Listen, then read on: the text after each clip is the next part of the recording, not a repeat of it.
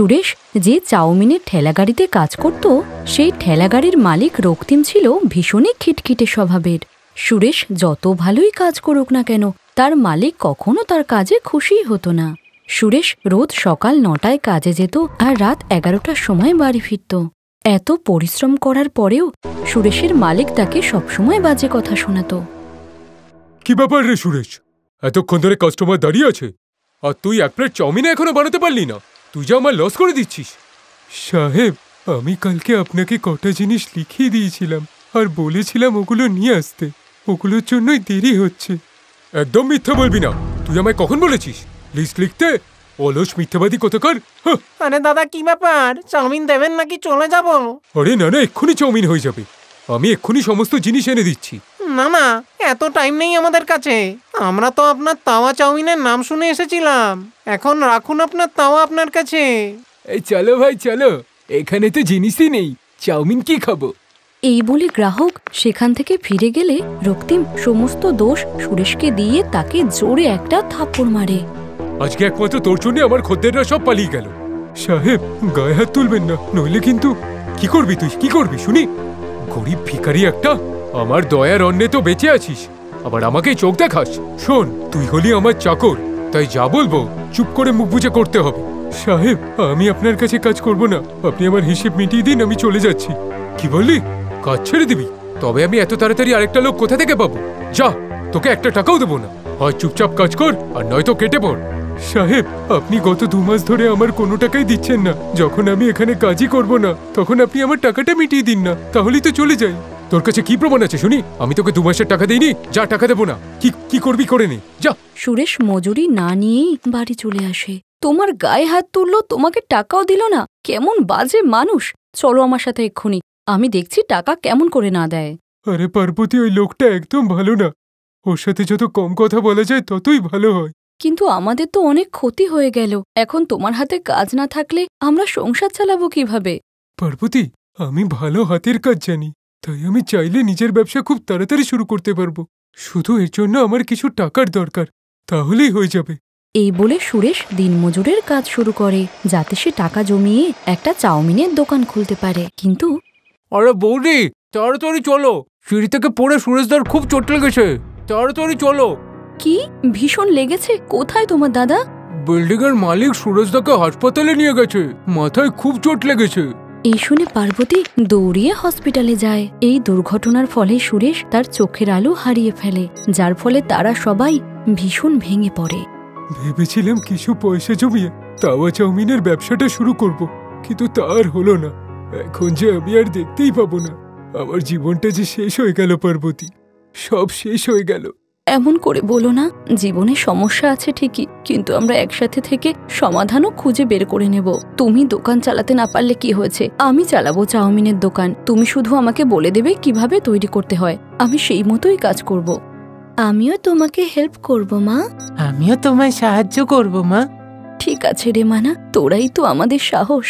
এই বলে পার্বতী ধার করেই একটা ঠেলাগাড়ি আর চাউমিনের দোকান খোলে। আর সুরেশ মুখে বলে বলে পার্বতীকে চাউমিন বানাতে শেখায়। আর পার্বতী যখনই তার ঠেলাগাড়ি নিয়ে বাজারে আসতো তখন সেখানে সুরেশ আর তার বাচ্চারাও থাকতো।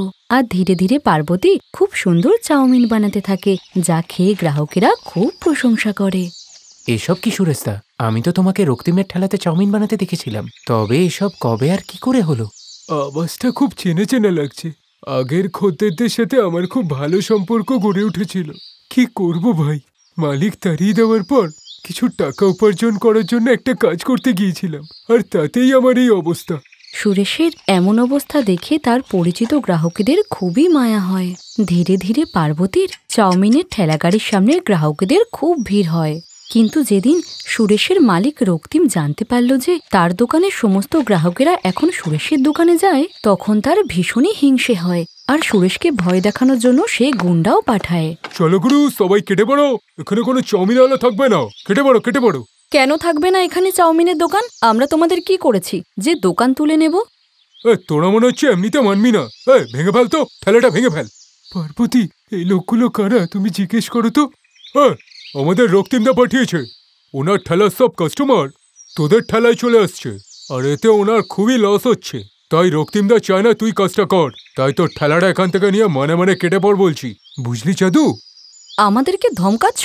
বাজারের মধ্যে দাঁড়িয়ে আছি, এক্ষুনি চিৎকার করলে লোক এসে জড়ো হয়ে যাবে। দিদি, দাদারা, আমাদেরকে একটু সাহায্য করুন, দেখুন এরা আমাদের উপর অত্যাচার করছে।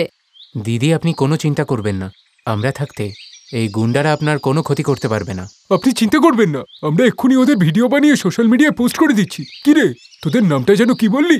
এই শুনে গুন্ডারা কিছুটা ভয় পেয়ে যায়, কারণ আশেপাশে অনেক মানুষের ভিড় জমে গেছিল, আর তাদের মধ্যে জার্নালিস্ট আর ইউটিউবাররাও ছিল, যাদের দেখে গুন্ডারা ভীষণ ভয় পায়। আর এসবের মধ্যে রক্তিম এসে উপস্থিত হলে সবাই রক্তিমকেই ঘিরে ধরে। আপনারা সবাই জানেন এই বেঈমানটা আমার স্বামীর 2 মাসের মাইনেই দেয়নি, আর ওকে কাজে থেকে বেরও করে দিয়েছে। আজ ওর কারণেই আমার স্বামীর এমন অবস্থা। চুপচাপ এই গরিব মানুষগুলোর পয়সা দিয়ে দাও, নইলে তোমার এমন অবস্থা করব যে তুমি ভাবতেও পারছো না। আমি একজন নিউজ রিপোর্টার, তাই আমি আমার দায়িত্বটা খুব ভালো করেই জানি। টাকা না দিলে তোমার নাম খবরে উঠবে। আমি টাকা দিয়ে দিচ্ছি এক্ষুনি। এরপর রক্তিম ভয় পেয়ে পার্বতীর হাতে সুরেশের সমস্ত টাকা দিয়ে দেয়। সেই সঙ্গে বাকিদের কথা মতো সুরেশের লোকসানের টাকাগুলোও রক্তিম দিয়ে দেয়, আর ভবিষ্যতে কখনো সুরেশকে জ্বালাতন করবে না বলেও কথা দেয়। আর এরপর সকলে মিলে এগিয়ে এসে সুরেশের চিকিৎসার জন্য অনেক টাকা দেয়, যে টাকা দিয়ে সুরেশের চোখের অপারেশন হয়, আর তারপর আবার তার চোখের আলো ফিরে আসে। আর এরপর সুরেশ আর পার্বতী দুজনে মিলেই মন দিয়ে চাউমিন বানাতে থাকে।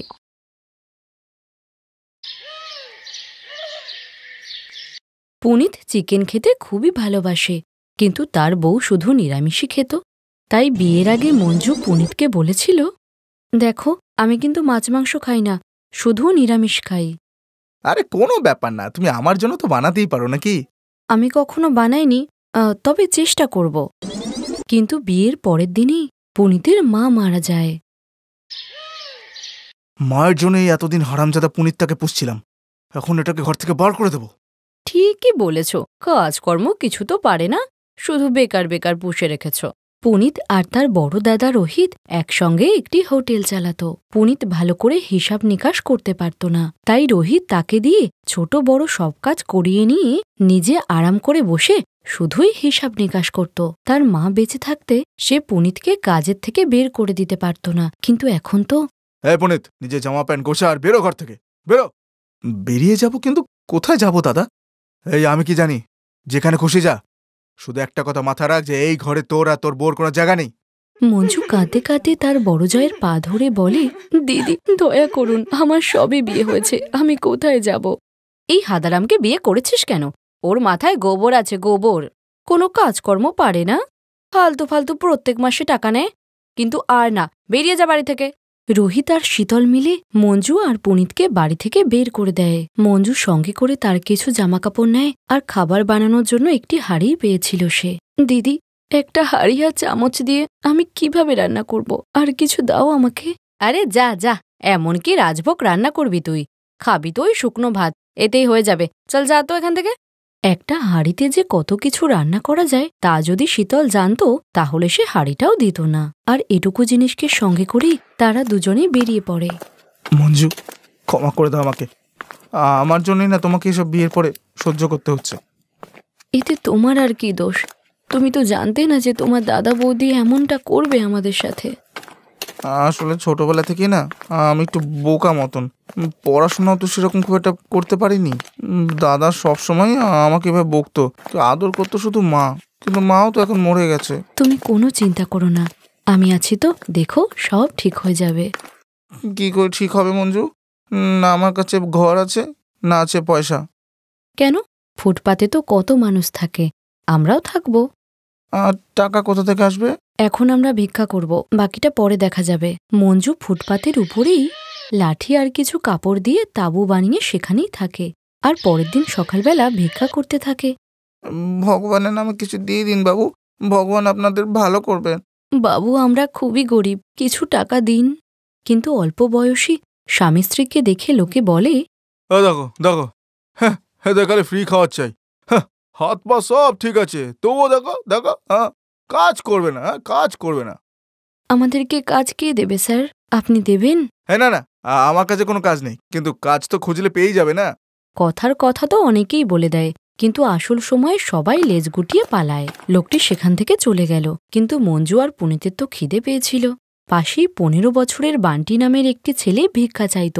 তার সঙ্গে তাদের বন্ধুত্ব হলো, আর বান্টি তার ভিক্ষা করা রুটি নিয়ে পুনিত আর মঞ্জুকে খাইয়ে বলে, আরে ভাই, এভাবে কেউ তোমায় ভিক্ষা দেবে না, তোমাকে একটু অ্যাক্টিং করতে হবে। আচ্ছা, সেটা কি করে? কখনো ল্যাংড়া হওয়ার অ্যাক্টিং করো, কখনো অন্ধ হওয়ার অ্যাক্টিং করো। আমি তো এরকমই করি। বান্টির এই আইডিয়াটা পুনিতের পছন্দ হয়, আর পরের দিন সে অন্ধ সেজে ভিক্ষা করতে গেলে পুরো 400 টাকা পায়, যা দেখে মঞ্জুও খুশি হয়। বান্টি, তোর তো খুব বুদ্ধি, তোর জন্য আজ আমাদের এত টাকা হয়েছে। বল, তুই কি খাবি? আমি অনেকদিন চিকেন খাইনি। আমিও না অনেকদিন চিকেন খাইনি। আমি বরঞ্চ চিকেন নিয়ে আসি। কিন্তু করা তো নেই। আচ্ছা ঠিক আছে, নিয়ে আসো, আমি দেখছি। পুনিত 1 কিলো চিকেন নিয়ে আসে, আর মঞ্জু কাঠের উনুন জ্বালিয়ে হাঁড়ি করে চিকেন রান্না করে। হাঁড়িতে চিকেন কি করে হবে? জানি না, চেষ্টা করছি, আর তো কোনো উপায়ও নেই। এই বলে মঞ্জু হাঁড়ির ভিতরেই পেঁয়াজ, রসুন, আদা, লঙ্কা, সর্ষের তেল সব মিশিয়ে অল্প আঁচে রান্না করতে লাগে। আর 1 ঘন্টা চিকেন রান্না হওয়ার পরে মঞ্জু হাঁড়ির ঢাকনা খুললে এত দারুণ গন্ধ আসে যে মঞ্জুর জিভেও জল চলে আসে। আরে বাহ, আমি তো জীবনে প্রথমবার চিকেন রান্না করলাম, স্মেল তো দারুণ আসছে। আজ তুমিও খেয়েই না মঞ্জু, কারণ ঘরে যে আর কিছুই নেই। এরপর মঞ্জু তাড়াতাড়ি ভাত রান্না করে 3 জনে বসে ভাত আর চিকেন খেতে থাকে। আরে বাহ, টেস্টও তো দারুণ। হ্যাঁ মঞ্জু কাকি, খুব সুন্দর চিকেন বানিয়েছ। আমি এরকম চিকেন কোনো দিন খাইনি। আমিও হাঁড়িতে যে এত ভালো চিকেন হতে পারে ভাবতেই পাইনি। 1 কিলো চিকেন 3 জন মিলেই খেয়ে ফেলে।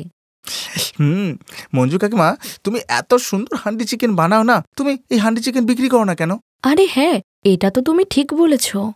লোকজন একই রকম চিকেন খেতে খেতে বোর হয়ে গেছে।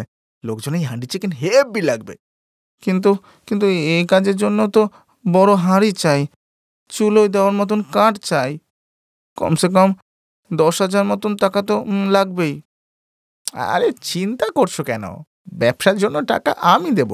ভিক্ষা করে করে আমি বেশ টাকা জমিয়েছি, তোমাকে দেব, তুমি আমার পার্টনার বানিয়ে নেবে। আর পরের দিন থেকেই মঞ্জু হান্ডি চিকেন বানানো শুরু করে দেয়, আর রান্নার স্মেল পেয়েই সব লোক ভিড় করে। মঞ্জু ফুটপাতে বসে রান্না করছিল, এদিকে বান্টি আর পুনিত লোকেদের খাবার দিচ্ছিল। এইভাবেই সেই দোকানটা ফুটপাতের হান্ডি চিকেন নামে পরিচিত হয়ে ওঠে। আর যে লোকটি একদিন পুনিত আর মঞ্জুকে কিছু কাজ করার পরামর্শ দিয়েছিল, সেও খেতে আসে, আর হান্ডি চিকেন খেয়ে খুবই প্রশংসা করে।